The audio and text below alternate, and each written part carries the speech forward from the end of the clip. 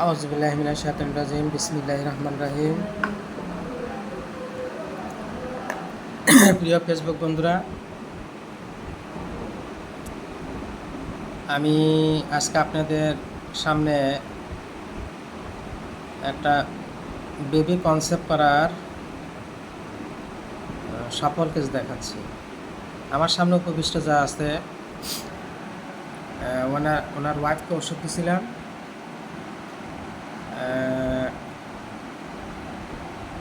ওষুধ দিয়েছিলাম হলো 12-11-25 ওষুধ দিয়েছিলাম সরিনাম 0203।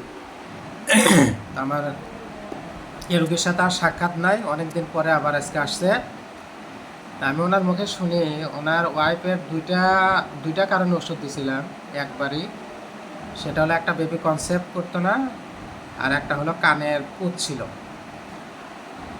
তো আলহামদুলিল্লাহ, আপনি যে আজকে নতুন আমাকে একটা কথা শুনেলেন, সেটা হলো যে আপনার ওয়াইফ বাচ্চা কনসেপ্ট করছে।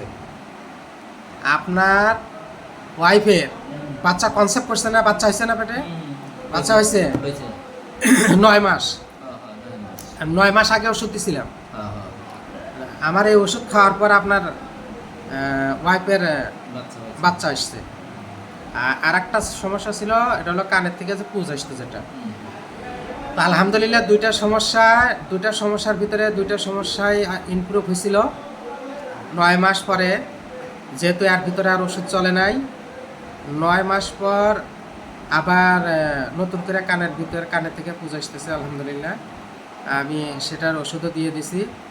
তো আমি ওনার কাছে শুনি যে আপনার এই যে বাচ্চা কনসেপ্ট করছে আপনার ওয়াইফের, আপনার সন্তুষ্ট? খুশি?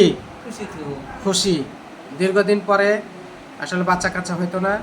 আমার একবারের ওষুধে সরিনাম, আমি যে ওষুধটা প্রয়োগ করেছি সেটা হলো সরিনামের একবার ওষুধে বেবি কনসেপ্ট আর কানের যে সমস্যা ছিল সেটাও এই 9 মাস ছিল না।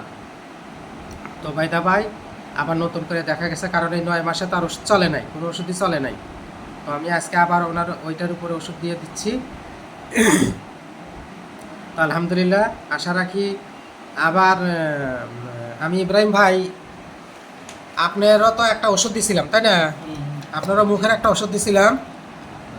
মুখে, মাথা, বুকে, পিঠে ছোট ছোট দানা হইতো, আর সেটা পাকলে পুঁজ হয়ে যেত, আর এটা গরমকালে বেশি হইতো তাই না? এটা একটা সমস্যা ছিল। আপনি তো ওষুধ একবারই খাইছেন। ওষুধ একবার খাওয়ার পরে উনিও 9 মাস আর আসেন নাই। তবে আজকে এসে উনি আমাকে বলতেছে যে ডাক্তার সাহেব, এ পর্যন্ত আমার এই চর্মরোগগুলো আর বাড়ে নাই, এ পর্যন্ত আর পুঁজ হয় নাই, আর সমস্যা বেশি একটা নাই। তা আমি ওনাকে বললাম যে আপনি যদি কন্টিনিউ ওষুধটা করতেন তাহলে আর এগুলাও থাকতো না। ঠিক না কথা? এটাই তো কথা। এটাই। তাহলে আপনার মুখে তো আর অত সমস্যা বেশি একটা নাই, ওগুলো হয় নাই। গরমকালে আপনার যেসব জিনিসগুলো বের হয়েছে, এই গরমে তো আপনি এগুলো বুঝতেছেন না, এখনো ওঠে নাই। আলহামদুলিল্লাহ। তবে আমাদের রুগীরা অনেকে ভুল করে, সেটা হলো যে ওষুধে কাজ করার পরে এই ওষুধগুলো আর তারা নিতে চায় না। যদি কন্টিনিউ কিছুদিনে ওষুধগুলা রুগীরা খায়, তাহলে আসলে রুগীরা অনেকটা আরোগ্য বলতে গেলে হয়ে যায়।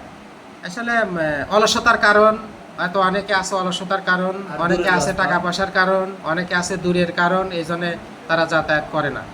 তো আলহামদুলিল্লাহ আসলে treat the patient not the disease ওষুধে কাজ করে।